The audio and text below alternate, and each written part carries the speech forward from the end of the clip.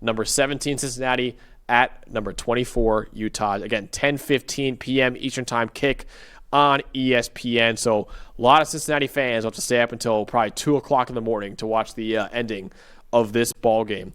Cincinnati right now is clinging to a share of first place in the Big 12. Utah is trying to get back into the race to win the conference right now. The Big 12, as it is every single year, is wide open right now. Two teams have a perfect record in the conference in BYU and Cincinnati. Another two only have one conference loss in Texas Tech and Houston.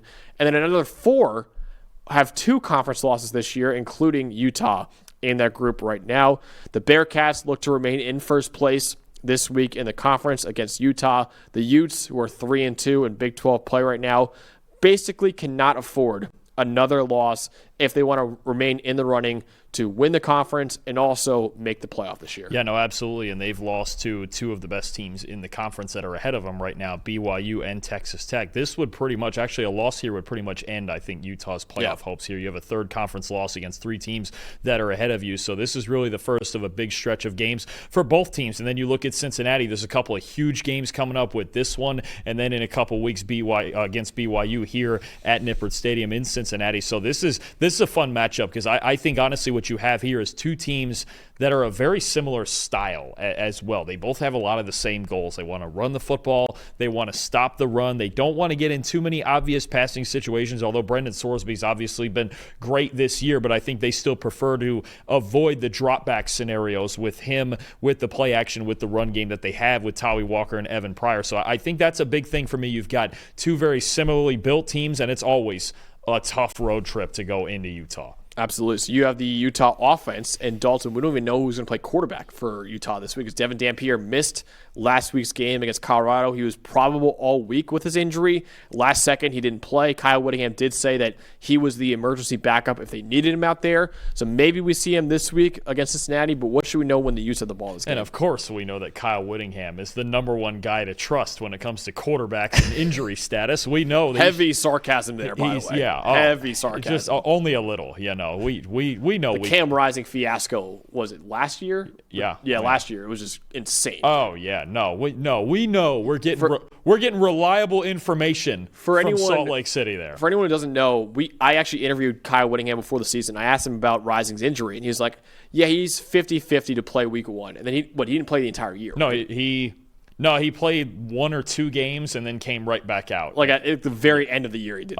There was the Arizona State game was the one game he played early, and I think he left that game at halftime. He was like, 50-50 to play week one, and then doesn't play until week 11 or 12 probably. It was crazy. It was just, it was so certainly getting reliable information. Great poker player, Kyle Whittingham. Oh, absolutely. Yeah. No, well, hopefully not too good nowadays. But, I think what you have here with this Utah offense, and we talked so much about their run game in the past. Last year when we talked about the run game and this offensive line, it was so much about zone running and getting lateral and that sort of thing, right? This year with Jason Beck as their offensive coordinator, it looks a lot more actually like Georgia Tech's offense, who we just talked about in this other preview, where they're pulling guards around, they're getting off tackle, they really want to run to the outside, they still want to get behind Spencer Fano. It's just a little bit different this year with the way that Jason Beck runs it, again, similar to Georgia Tech. What does that mean?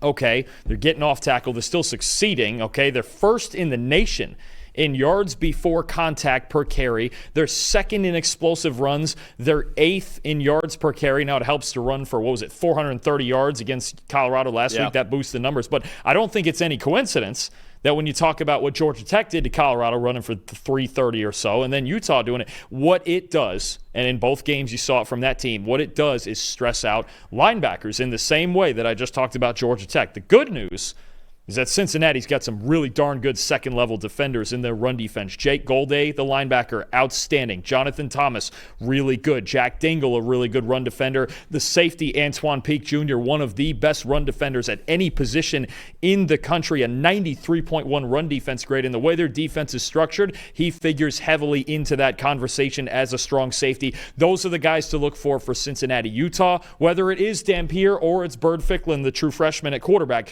they're going to want to run the football. If they can run for 400 again, they will do it, and Jason Beck will run it every single play. But Cincinnati, I think that second group, and I know Dante Corleone is generally the name at nose tackle that you talk about, but schematically, this could not be This might not be his biggest game just because Utah's not running in the A-gaps like that. That's not what they do. A lot like Georgia Tech, they get off tackle. They stress out your second-level defenders. If Cincinnati wants to win, it's guys like Golday and Dingle and Thompson and Peak that have to have great games. The artificial income is on a heater right now in the chat. He's a Utah fan. He says Sorsby does not take his cart back to the cart return thing. That's pretty messed up right there. That really is questioning someone's character. Whenever I see someone do that at the grocery store, I'm like, dude, come on, man. Well, because I used to work at Aldi. You know the thing they do there for that, right? No. Have you ever been there? No. So they have all the carts like locked together. Yeah. And they make you put a quarter in there to unlock it. Oh. So if you don't bring it back, you don't get a quarter. You lose money on it. Wow. Yeah, see that? Okay. That's actually smart. That's smart. And then they make people do it then. He also said Cam Rising is still probable right now, which is for sure. Yeah. I wouldn't be shocked to see him in this game. He said he's the first player ever to get an NIL deal and a Social Security check at the same time. First one? I mean, we've had some guys that play a long time. Cam McCormick, Brandon Whedon didn't play in NIL actually. Never mind, because Brandon Whedon was 28 years old when he was playing quarterback. No, you get some. What is it? Rasul Faison's like 25, isn't he? We got some old heads right now in college football. Man, they're almost as old as you. I know. I'm about to 27 next week. I could still play college football right now. You could. Yeah. You still have eligibility. I think Hawaii's kicker is 26 years old too. The Tokyo Toe. Good player, though. Good player. Yeah, could win an award. Could win. If I could win an award at 26, 27, I would do it too. Absolutely. All right, I'm going with Cincinnati's offense, and obviously they have a superstar quarterback right now. Brendan Sorsby, our guy Donnie in the chat, saying he's just watched Sorsby's tape very recently, and he's been phenomenal. He has been phenomenal this year. Against Utah's man coverage is what I'm looking at in this game. Right now, Brendan Sorsby has a 91.7 PFF grade this year. Only Ohio State's Julian Sayin has a higher PFF grade right now than Brendan Sorsby. How about that, Dalton? Both of the highest graded quarterbacks in the country are from our home state right now in Ohio. Man, only about, 90 miles apart, huh? Yeah, wow. Pretty good. Pretty good for Ohio right there. Imagine an Ohio State-Cincinnati playoff game. That would rock. That would probably wouldn't get it. We would go to it. Well, obviously. We might not get it here if Ohio State's going to be number one. Oh, yeah, true. But still, that would kind of rule. It would rule. Actually, you know what? They should actually change the venue in the quarterfinals to like a MAC place, like Bowling Green. Just make it very Ohio. Oh, just play it at the Bengals Stadium. Play it in the NFL. Could do that stadium. too. Well, I think it'd be more. Well, the shoe is actually bigger, so. But you could do that. But I think it'd be more Ohio to just do it at a random MAC stadium. That'd be. Oh no! You know what would rock? It's not big enough, so they wouldn't do it if they did it at Canton. Oh, that would be cool. That would be cool. All right, that's what we're doing. Anyway, playoff committee, do that if you get Cincinnati against Ohio. But anyways, Brendan Sorsby, 6.8% big-time throw rate this year, 7th in the Power 4, 1.2% turnover-worthy play rate this year, is 2nd in the Power 4, so he's top 10 in the Power 4 in big-time throw rate and turnover-worthy play rate. He also has 428 rushing yards this year, top 30 mark among all quarterbacks in the country. He has been especially lethal at finding the soft spots in zone coverage. He has a 92.5 PFF grade against zone coverage, 2nd in the country, only behind Julian Sayin.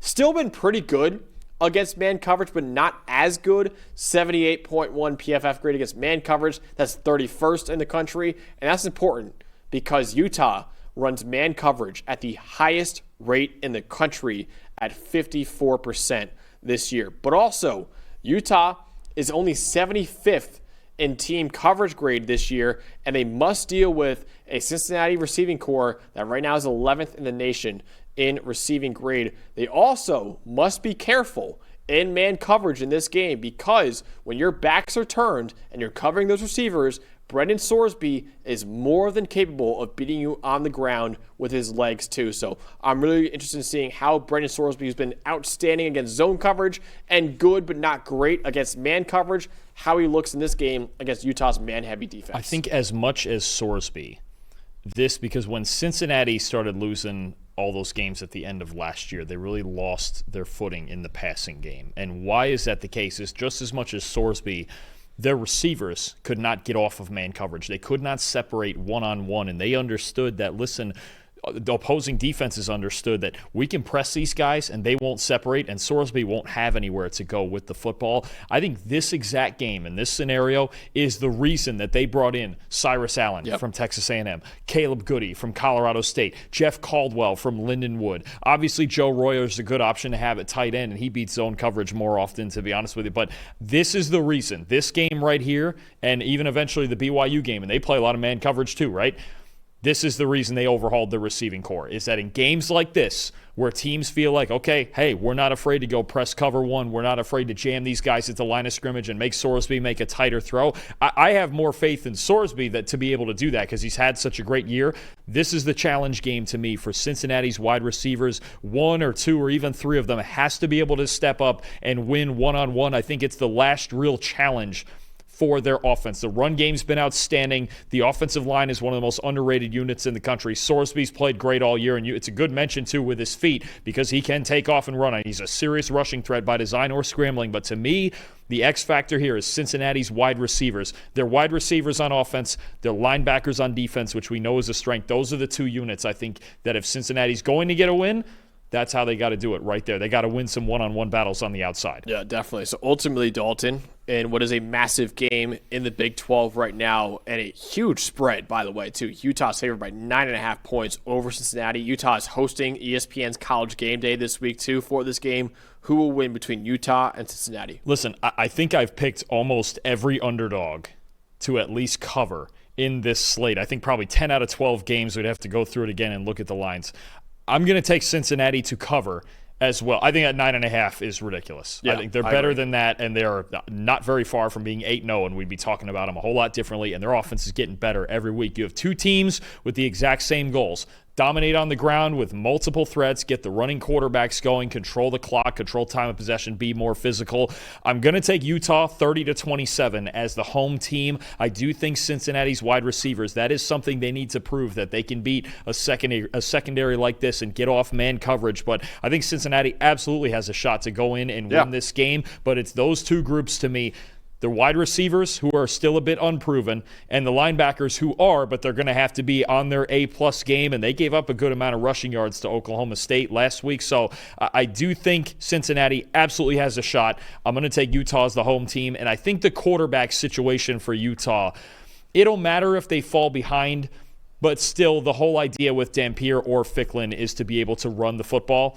And if they can do that, they can still find a way to win. Watch out in this game, too, just like the Georgia Tech game, for who can get ahead early. And especially if there's an early mistake. Can somebody get ahead in this game by 2 scores? I'm going to take Utah at home, but I think this is a hard-fought, physical game with 2 teams that can really run the ball. Yeah, Utah at home is a major reason why I'm picking them, too. I have it 27-24, so also a 3-point difference like you had it right there.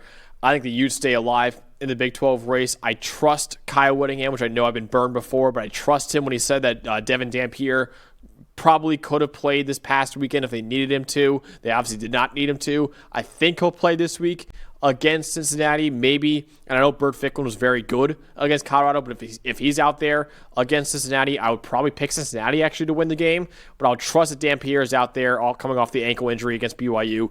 I have Utah winning 27-24. Like I said, stay alive in what is a wide open Big 12 race right now.